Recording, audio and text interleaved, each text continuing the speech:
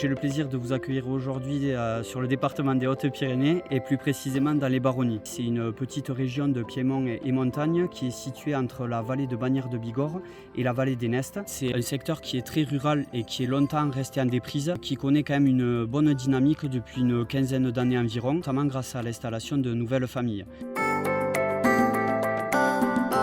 On est sur la commune de Thiouz, dans les Baronnies. Nous avons géré la transmission de cette propriété qui fait 6 hectares de foncier avec la bergerie qui est située juste derrière moi.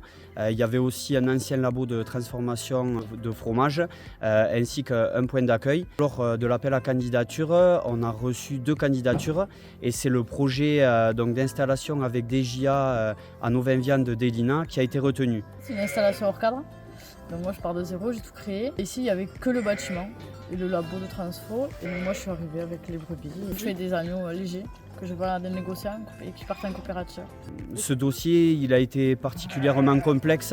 Il a fallu trouver un point d'équilibre entre les différents vendeurs concernant les conditions de vente. Il y avait aussi une situation locative qui n'était pas déclarée par les vendeurs sur certaines parcelles, donc qu'il a fallu stabiliser afin de permettre l'installation d'Elina.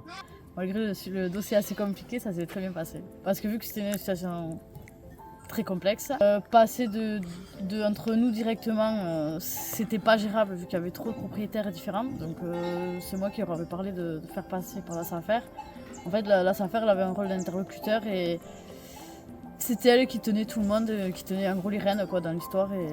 Donc si on regarde juste en face, on aperçoit la dernière propriété que nous avons transmise il y a tout juste 2 mois. Et allez, suivez-moi, je vous y amène. Nous avons transmis en fait cette propriété de 14 hectares avec une maison d'habitation, des dépendances et 2 granges foraines. Donc c'était en collaboration avec un agent immobilier local. Dans le cadre de cette vente, on a lancé en fait plusieurs appels à candidature qui se sont montrés infructueux dans un premier temps. Suite à cela, donc les propriétaires ils ont accepté de baisser le prix de vente. Donc on a lancé un dernier appel à candidature et c'est à ce moment-là qu'Océane et son compagnon Bastien se sont manifestés auprès de la SAFER. Une fois qu'on est venu visiter, on est tombé sous le charme, sachant que c'était un petit peu la localisation qu'on cherchait aussi. On est à proximité de là où on a grandi, de nos parents qui sont juste même en face.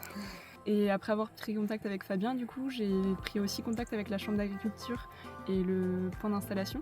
Et en tout cas, ça nous a permis de valider le projet et les orientations. On les a accompagnés jusqu'à la signature de l'acte authentique de vente chez le notaire. En termes de variété, on aimerait bien planter des plaques miniers, de l'arbre qui fait des kakis, des grenadiers et pommiers, des variétés qu'on a un petit peu localement, mais surtout peut-être des assis miniers. Du coup, c'est plutôt la propriété qui a fait le projet plutôt que le projet qui a choisi la propriété. L'idée, c'était au vu de la difficulté d'accès et de la pente qu'on a sur les terrains ici, ça va être de remettre en place une activité ovine en essayant de réinstaurer un petit peu des haies et tout ce qui va permettre aussi d'associer le volet agricole et la préservation des espèces.